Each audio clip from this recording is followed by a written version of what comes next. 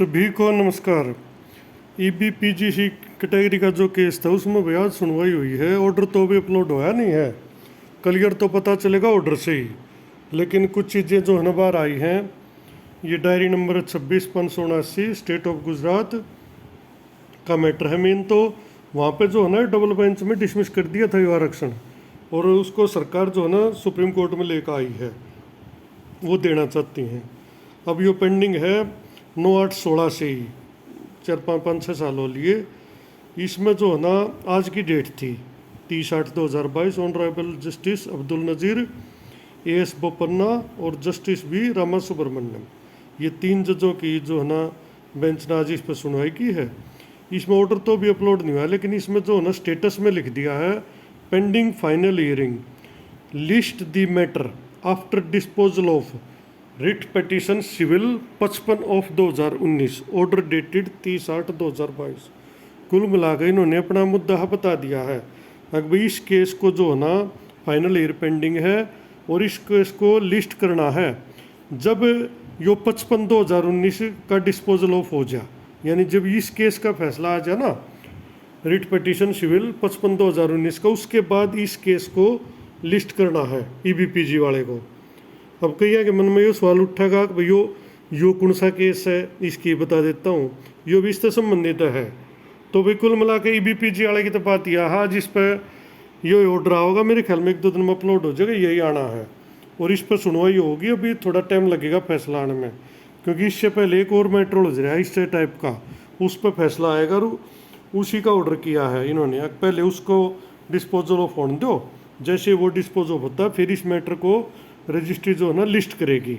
अब वो दूसरे केस की बात कर लेते हैं। यो है भाई वो केस, देखो सिविल रिट 55 मैंने दिखाया था, ये रहा वो 55/2019, ये वो केस है। इसकी भी तारीख आज ही थी, डायरी नंबर 18/27। ये है जनहित अभियान, कोई संस्था है उसने किया है यूनियन ऑफ इंडिया पर केस, और ये एक संविधान का संशोधन है उसके ऊपर कर रखा है, वो भी दिखाता हूँ। तो कुल मिला के ये केस हो गया, ये 2019 का केस है भाई, और ये 5/8/19 को एडमिट हो गया था। आज इसकी देख सकते हो स्क्रीन पर 30/8/2022 आज की इसमें जो है ना डेट थी, ये 30/8/2022। और इसमें 5 जज बैठे थे भाई, ऑनरेबल चीफ जस्टिस भी था इसमें, और 4 और थे उनके असिस्टेंट। लेकिन इसमें आज कोई फैसला हो नहीं पाया उनका। इसमें देखते हैं क्या लिखा है, पेंडिंग फाइनल हियरिंग भी पेंडिंग है, list before court bench for direction and it shall be the lead matter. यानी इन्होंने कह दिया भाई इसको बेंच के सामने लिस्ट करो फॉर डायरेक्शन, और लीड मैटर यही रहेगा। लिस्ट ऑन डेट 6/9, तो इसमें दी है भाई 6 सितंबर तारीख, ऑर्डर डेटेड 30/8/2022। यानी यो केस पहले सुना जाएगा 6/9 को, उसके बाद इसमें 5 जजों की जो है ना बेंच बैठेगी। बड़ा मैटर है, संविधान से संबंधित है, वो इसका ऑर्डर दिखा देता हूँ आखिरी क्या है। और इसमें जब फैसला लेगा ना उसके बाद उस पर जाएंगे ईबीपीजी वाले पे, तो इसका वो ऑर्डर दिखाता हूँ आखिरी ऑर्डर। ये ऑर्डर है भाई इसका, सिविल रिट पिटीशन सिविल 55/2019, जनहित अभियान पिटिशनर है, यूनियन ऑफ इंडिया रेस्पोंडेंट है। यो इसमें ऑर्डर आया था, देख सको बड़ा ऑर्डर है।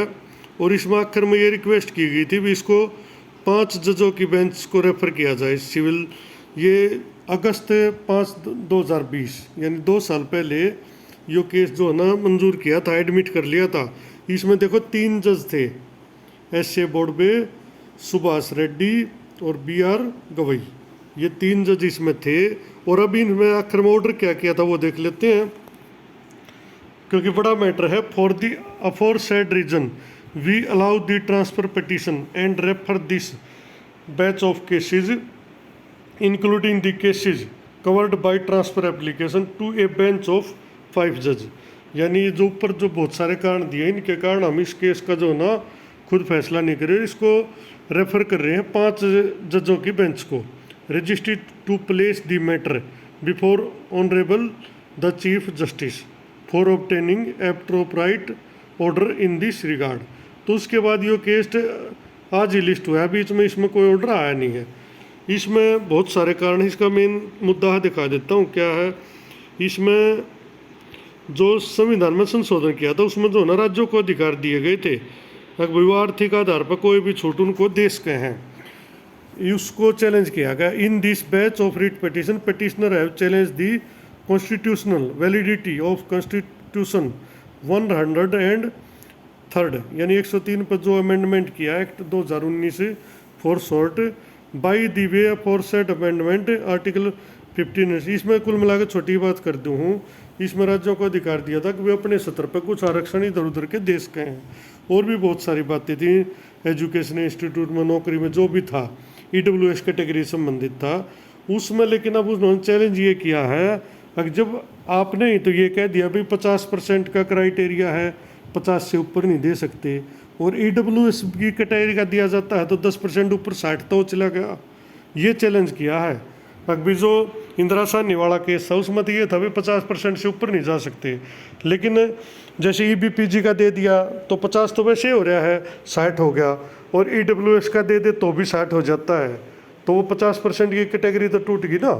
तो इसलिए ये बड़ा मैटर हो गया और इसीलिए ये ऑर्डर दिया है कि भाई पहले एक भाई इसको डिसाइड कर लेते हैं कि भाई ये EWS का दिया जा सके है कि नहीं, उसके बाद ये EBPG वाला तो स्टैंड उसके ऑटोमेटिक ही हो जाएगा।